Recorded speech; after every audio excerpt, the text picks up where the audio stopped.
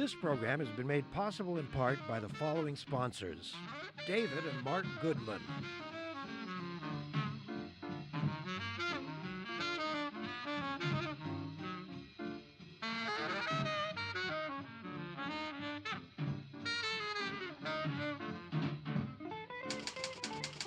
the Vancouver Courier newspaper,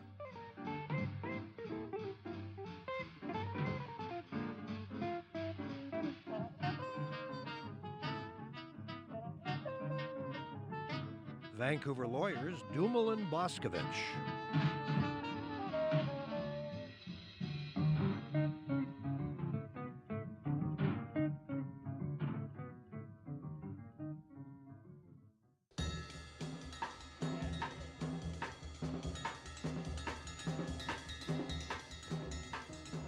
The municipal elections are fast upon us, November 19th, and we will be showing here on Shaw Television in some form or another the scads and armies of people who are candidates for one office or another all over the Lower Mainland. Here on this show, which has a more limited format, we can't get a zillion people on, but we've tried to achieve some balance. Suzanne Anton, who is a city councillor running for mayor of the city of Vancouver, will be on in a week or so.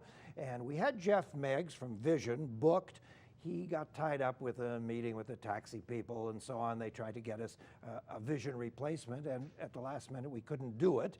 So we don't have a Vision person on, but in my opinion, they will probably do very well without our exposure. So we wish them all well. And then we're pleased that we thought, an independent candidate. At least he was, and he figured very, very strongly in the 2005 mayoralty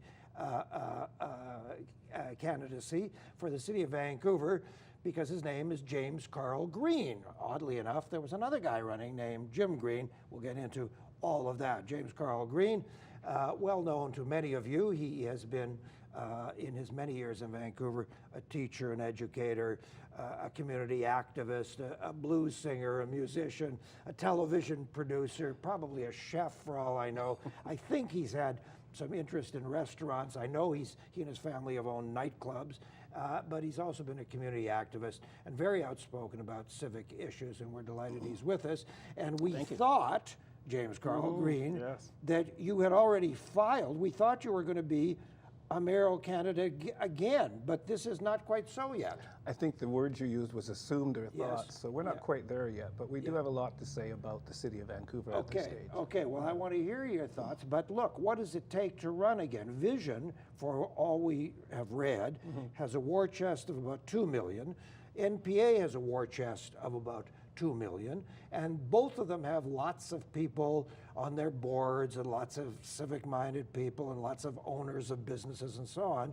If you declare in the next 24 hours or so, what do you got besides your smile and your I like that. Yeah. A smiles are worth a few votes. Well, Yes. First of all, the assumption that I am going to run may be a false one. Okay. And second of all, I should say that though we do have these political parties, in the community, the voices speaking are speaking a lot differently than these landslides. There are a lot of people in this community from Neighborhoods for Sustainable Vancouver are endorsing candidates. You've got a lot of upheaval in the community in terms of the established parties. So this idea that you're going to necessarily have just those two parties, well, Vision cope, versus as our elected officials, isn't necessarily the case. But Vision Cope has literally an army of dedicated people working the phones, working the doors. They're starting just today, actually. They are going to be out. NPA will as well, but Vision, more than anybody, is going to be out there, and they're going to be pounding the telephones and the pavement. If you or some other independent chooses to run, how do you cope with that? How do you deal with it? Well, there are a lot of candidates for mayor that are independents that are actually becoming, and I've seen a lot of them that are very credible people that are running for council.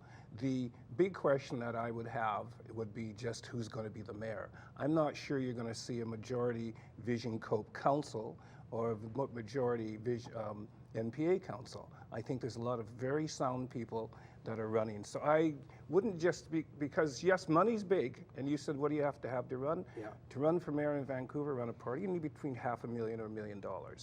So that's At the why least. at least. But at the same time, there's a lot of unrest because of some of the decisions and bad judgments that have been made by both parties that have run this city for a number of years. Just a minute. Yeah. Are you telling me you don't approve of a chicken on every bicycle? I think that, well, I ride a bicycle, and some people call me a chicken on the street when I ride, but no, I agree with some of the green policy, but running a city is far more than just bicycles and a green policy. Really? Yeah, and you know this, so don't let me talk down to you. Like what, besides? Well, for example, we are going, I was just watching the TV before I left. Yes. And A there's dangerous activity at any time, but yes. there are cities in the United States going bankrupt. Oh, yes, And yes. quite frankly, if we keep up the course we're on, we have a debt of over $500 million. We are running deficits every year. At the end of every year, we run a deficit, and then we have to cut services. We're spending money, like I say in a lot of my blogs, like drunken sailors. And people are, and you've seen Occupy Vancouver, isn't just about the country. There are a lot of people that are very fed up with the fact that the rich are getting richer, the poor are getting poorer, and they're being left out. And City Council is a great example of expending our cash on frivolous, wasteful things, such as $250,000 for a mayor's office renovation, those types of things. $25 million to buy the VANOC building from VANOC for the Vancouver City Place. Provincially, a roof that leaks for $500 million. So we have all these social issues, and if we don't get a hold on our social issues in this city, you're going to have like the kind of chaos we've been seeing. And on the streets, people are getting so this idea that, Gregor and his crew are there, it isn't really the case on the street. Today on my blog, I wrote a piece called "Something's Happening Over Here," and I added the YouTube version of the Creedence Clearwater Revival, great old song. And yes, Occupy Wall Street, Occupy Vancouver, Occupy Seattle. These are real, and this is about this immense disparity between the rich and everybody else. I understand that, but in the meantime, what can anybody politically do? Let's take an issue. I believe that one of the key elements in the economy of this city is the small business operator. And as I walk along 4th Avenue and 10th Avenue, and I see shop after shop closing and lease signs going up all the time and rents going up, I ask myself, how can the city cut back on taxes to those small operators, which I think they should, but how can they? Because they have to come up with new ways of generating revenue other than tax base. Like private partnerships with big businesses, like sponsorship programs, like naming of buildings. I had a program that I've been looked at, for example, we have 7,000 parking meters in Vancouver.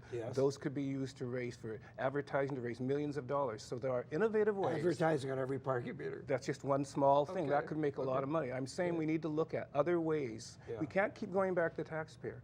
Business and government have to work hand in hand to start paying for a lot of these projects and the small businessman cannot be, it's the same thing as we're talking about in the United States. We can't be basing our finance on robbing from small business and the middle class. Let's talk about the green agenda, which on which Vision rests so much of its program. The problem with the green agenda, while it may be admirable in so many other obvious ways, is that it's been demonstrated over and over again that green jobs cost a fortune. And they're not going to happen here for a long time. And the reality is, and let me be very clear here. Anybody that puts their name up and runs for government, I think is a champion to start off with. But when they get in power, they lose what they said they're going to do. The reality is that in this city, we have other problems. The green agenda is fine, but the mayor just tabled after 3 years a program that we're moving forward on. And guess what?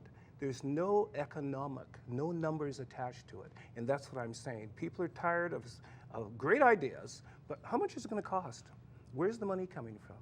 In business, we talk about revenue, cash, profit loss statements. Where's the money coming from? So the green agenda is very nice, but it is also something else called cause marketing, which means we attach an idea we want to do to a cause so that we can get to the hearts and minds of people to do what we want them to do. For the first time in my memory, and I've been here over 45 years, 12th and Cambie was covered by scaffolding I live there. I live there. For many months, Yeah. right? Well, no, I thought you were talking about the dig, No, the cut and no, cover. I'm talking about the building. I'm talking about yeah. City Hall. Okay. It was covered by scaffolding. Yeah. And during that period, people who were occupying the sort of the bell tower, the upper offices, were moved out and put in some very expensive rental digs, temporary rental digs. Now, you and I might say, what the heck's all that about? But, you know, if you were mayor, you would have to turn to the population and say, look, the building's crumbling, we got to fix it up. That's fine, but you know what? There's something called forecasting, and there's something about this city that's interesting to me. That when did we see the building was getting into trouble? When did we see? Why do we? This is a problem we have. We sit on things. For example, social problem is something else. We know in the city we have a serious sex trade problem. The only time it comes out is an issue around election time. Yeah. And that's what the social issues in the city are only dealt with. And it's not good enough to take social issues and make them a political football to get votes. Do you have a plan to deal with the Well, sex trade I've got a business? book, yes, and we could talk about that probably for 2 shows. But I've written. Well, give me a quick Well, summary. number in about one 2 is minutes. that my philosophy is that this prostitution is a form of slavery, and that Yes. men that use prostitutes, to me, Yeah. are rapists. And they buying sex is wrong. So the way to get rid of rid of the sex trade is to go after Johns, the madams, okay, criminalize it, but make sure there's a program to support prostitutes, social programs, counseling, housing, financial assistance, and this whole idea that it's been around for so long, we can't get rid of it. So is slavery in the United States around for a long time. But you know there's a huge movement afoot Yeah. to legitimize what is called sex work. Well, it's not sex work; it's slavery. When if we want to call ourselves a democracy, Yes. we cannot have people being bought and sold. So, and we can't, and that's what we have James, going what on. is even worse, it's not people being bought and sold. It's women, mostly women, some young boys, Yes. renting out specific body parts by the half Same hour. thing, It's a yes. lunatic activity. Okay, now, but we're talking about. I don't have a moral issue about it. It's just an ugly activity. Well, it's not just ugly. There's a lot of violence attached Yes, to it. exactly. You know, there's a lot of pimps running around this city driving navigators and big cars that aren't being touched, and they're beating women up every day. And when they go, and the women are afraid to go to court, and they're shipping women from Las Vegas to Vancouver. There's a whole ugly trade And here. from other countries and besides from other America. countries for prostitution. Okay. So this idea that it's not moral, it's actually a civil rights issue. The right to be free is, I think, a Let me right ask that you we about have. another civil rights This- issue. yes. If you're the mayor, you're also Yeah. the head of the police. Yeah. So today, the police cannot do what they were able to do 30 years ago. They cannot stop a 12-year-old child in the street who's in the downtown east side and say, do you have a family? Where do you live? Are you mad at your mom? Do you have an education? They can't do that because it's an invasion of charter rights of privacy. Well, the problem with the police in general is that in terms of the areas like the downtown east side, number one, great disrespect for the police. And that's a big problem. You know, when I was a kid, I hate to age myself, the police officer was somebody you respected. Yeah. You had no problem with, officer so-and-so you knew. If you go to the downtown east side, unfortunately, and we have the inquiry going on now, and the great deal, and I hate to say this word because everybody goes, the great deal of racism and discrimination against Indigenous peoples. Absolutely. So the rights of the police to do that, to me, isn't the question. The question needs to be how do the police treat people? And when you've got a police force that ignores the fact that women are being killed on the street, there is a culture. And so if I'm not worried about the police's right to do anything, I'm worried about how the rights of people. The headline story of Cameron Gray, the lawyer, Bradman Ward. he was right on the money. Ward, you mean? Cameron Ward, sorry. Yeah. He was absolutely on the money in his comments. We have to take a quick break. Sure. James Carl Green is our guest. And just a reminder that davidberner.com is the site to go to for many reasons, including emails. And we're glad you're with us for this program. And we are glad that these people have been so generous in supporting this program, so you can watch it here on Shaw Community Television Cable 4. Back in a moment.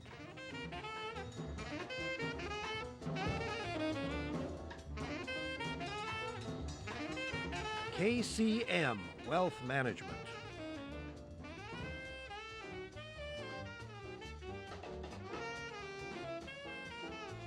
Vancouver lawyers Dumel and Boscovich.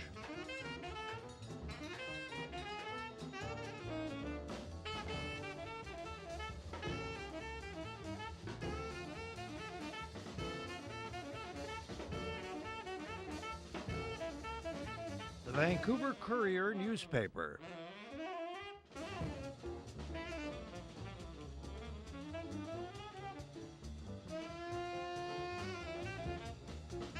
David and Mark Goodman.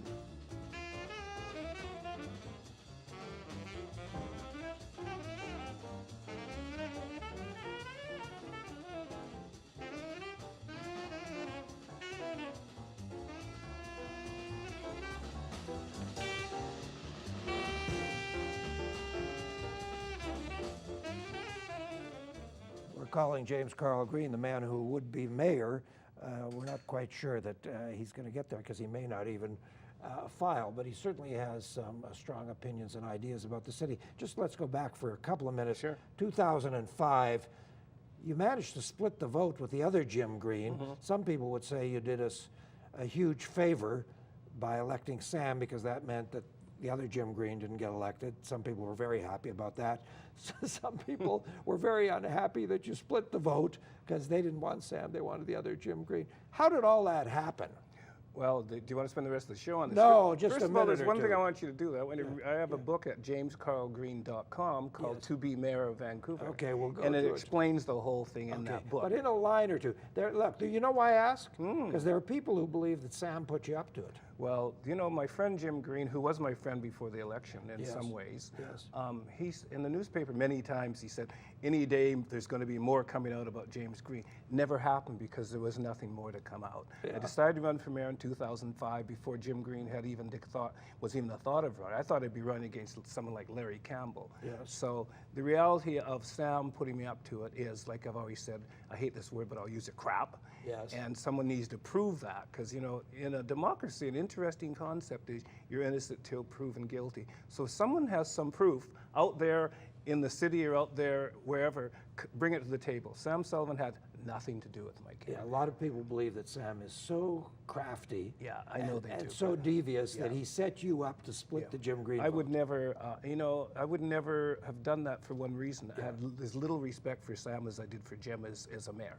So you don't join forces with a guy you don't even like. And you actually wanted to be mayor, and you believed you could be mayor. Well, the campaign started with everything. Yes. Big sponsors, big marketing company, office, yes. supporters, and slowly everything through threats and phone calls went away, kicked out of an office. But read the book, James Green, jamescarlgreen.com. It's all there. Okay, let's talk about housing.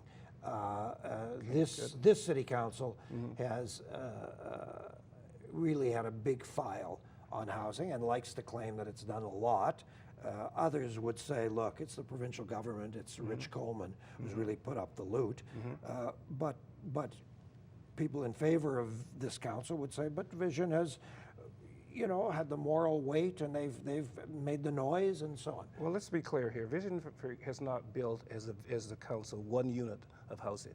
The mayor, when he ran, said he was going to clean up homelessness, and then he changed it to street homelessness. We have to clarify a few things here before we go ahead, I think. What kind of housing? There's affordable housing, there's social housing, there's housing for the homeless. And housing for the homeless has to come with treatment. There's no point taking a guy off the street and putting him in an apartment.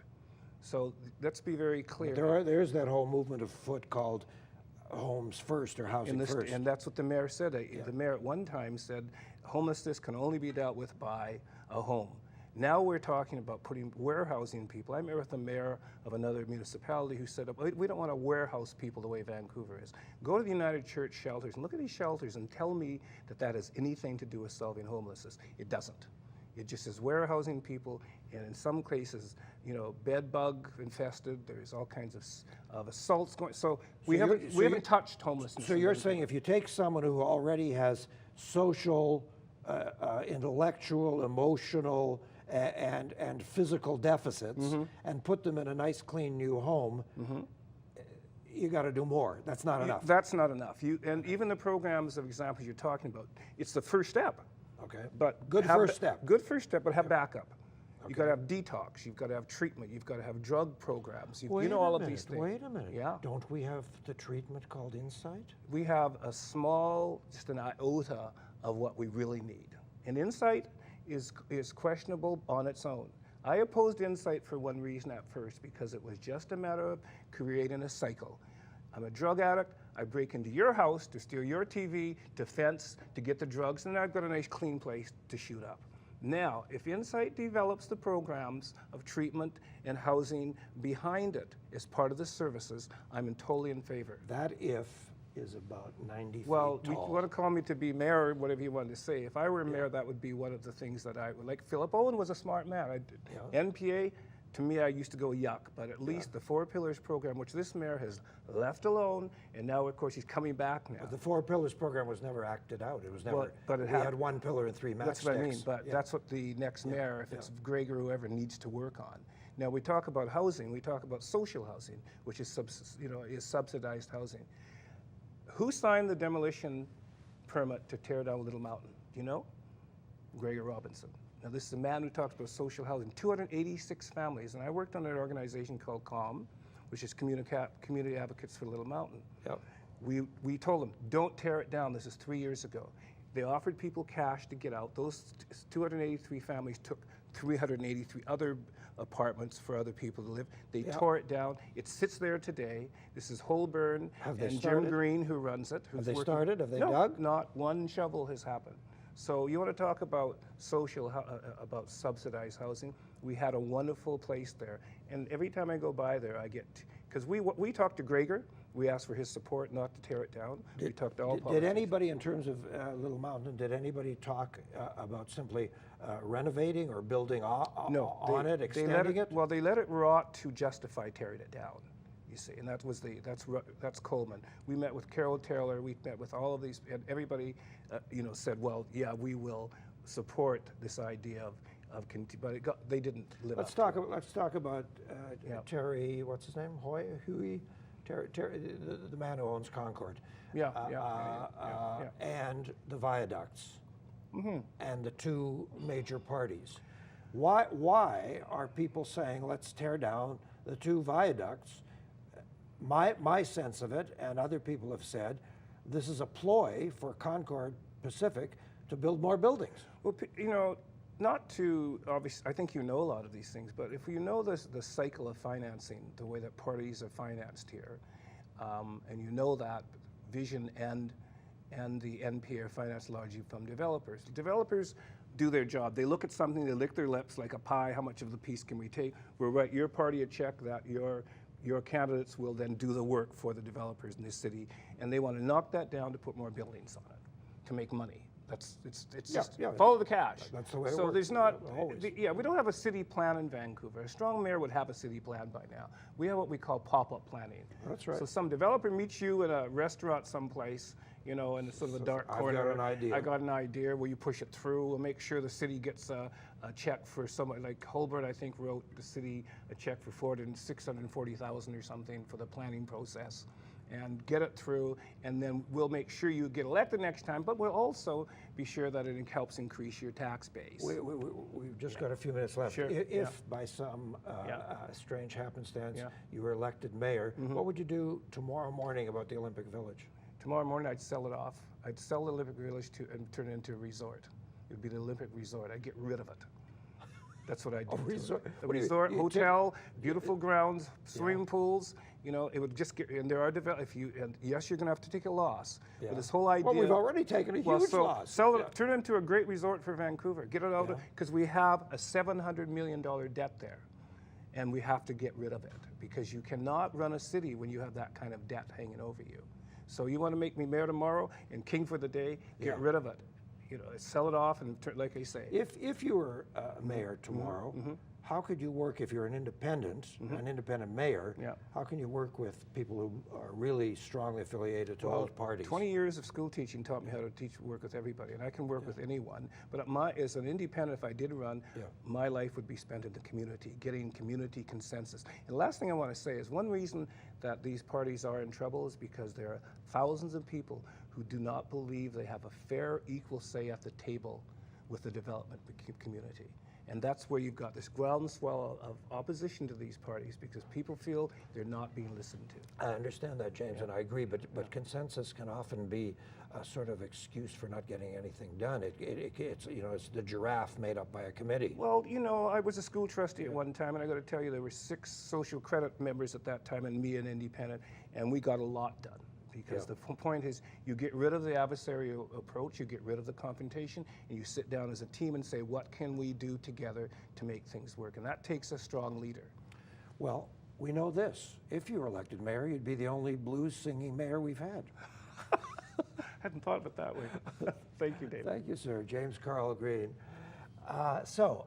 We are getting other candidates, and we will be following the municipal elections. But next week, a little fun detour. Jonathan Fluvog, who's a music producer, will be our guest. And the question is, where has all the music gone? Mr. Fluvog will endeavor to prove to us that music is as healthy as it has ever been. It's curious that Tony Bennett, at the age of 85, has the #1 selling album. It's been out like 5 days, and it's killing the charts. But meanwhile, other music is being made. Thanks for being with us. We appreciate your being with us, and we look forward to seeing you again soon here on Shaw Community Television Cable 4.